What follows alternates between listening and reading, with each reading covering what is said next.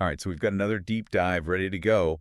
And this one looks like it's all about the stock market. Yeah, it looks like we've got a learner who's really interested in understanding what's going on in the markets these days. Yeah, lots of terms here. And it's interesting just how much variety we're seeing this time. We got everything from those big indexes like the Dow Jones, the S&P 500, the NASDAQ. Right. And then you've got terms like stock market, just the real basic overall concept markets, and then even some really specific things like stock market crash and Trade war. yeah, trade war.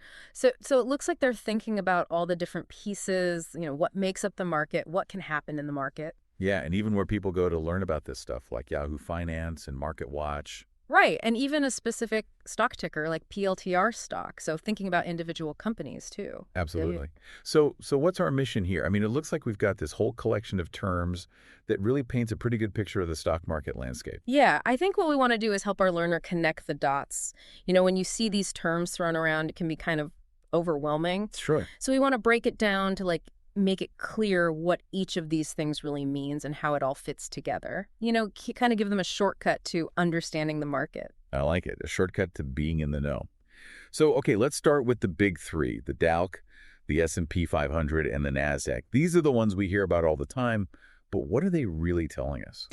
Well, they're kind of like the scorecard for the stock market. You want to get a quick sense of how the market's doing overall. You look at these, the Dow Jones Industrial Average, that one's focused on 30 really big, well-established companies. For the blue chips? Yeah, exactly. So it gives you a sense of how those kind of giants of industry are doing. Right. The S&P 500, that one's broader 500 of the largest U.S. companies. So it's a bigger picture. Yeah, much bigger picture. So a lot of people consider that one to be a better representation of the overall U.S. market.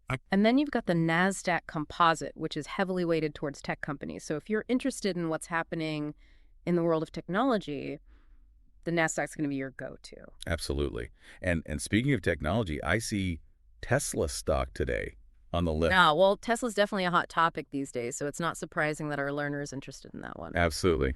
All right, so we've got the scorecard, but then we need to understand the playing field, right? Right, and that's where those broader terms come in stock markets. Those are the arenas where all this buying and selling is taking place. Yeah, and the individual pieces are stocks, right? Yeah. Each company's stock represents a little slice of ownership in that company. Exactly. And I think it's really smart that our learner included terms like pre-market trading and after-hours trading. It shows they're thinking beyond the regular trading day. Yeah, because a lot can happen outside of those regular hours. News breaks, events unfold, and those can really impact how people are feeling about the market. Absolutely, and that can lead to some pretty significant moves before the market even opens or after it closes. Exactly. And then, of course, we have those big events that can really shake things up. Yeah. You mentioned stock market crash earlier. Yeah, well, that's the one everyone wants to avoid. That's when prices plummet really rapidly. Yeah, but it's important to understand what can trigger those kinds of events, right? Sure. And that's where terms like trade war and Trump news come in. Right. Those are the kinds of things that can introduce a lot of uncertainty into the market.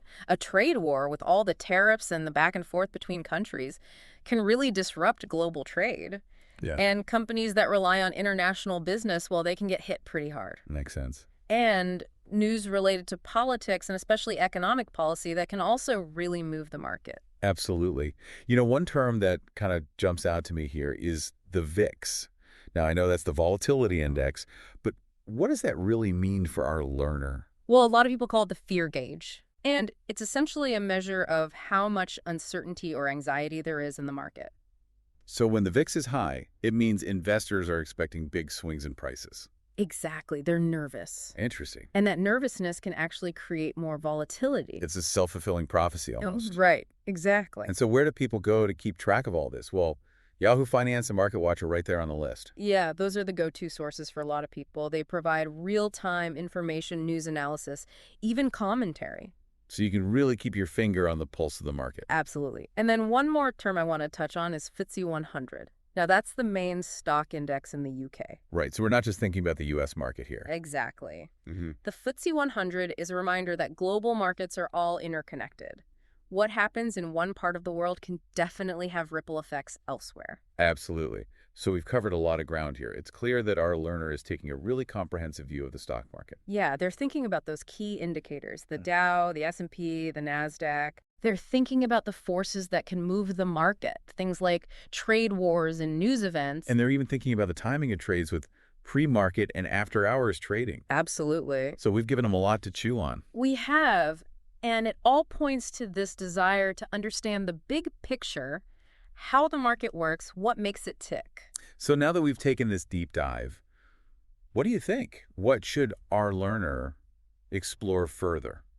What really sparked their interest? Well, that's the great thing about the stock market. There's always something new to learn. Maybe they want to dig deeper into those indexes and really understand how those numbers are calculated. Maybe they want to focus on the impact of news and sentiment on stock prices. Or maybe they want to become a master of pre-market and after-hours trading. There's a whole world out there for them to discover. That's the beauty of it.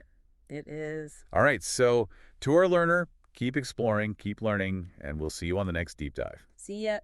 Bye. Bye. Today is your lucky day. Today is the day that our $3 website works for you, paying you directly to your PayPal daily. Imagine $3 ongoing continuous payments to your PayPal account. Imagine falling asleep and waking up to $300 in your PayPal account. How would this make you feel? How could this help you? What bills could you pay? What kind of fun could you have? What does that retirement look like now? All for a one-time payment of $3. This website is DFY done for you, fully built and completely hosted, and never stops collecting payments for you. You have spent $3 on coffee on a regular, but that coffee won't help you create multiple streams of income. Click the link below.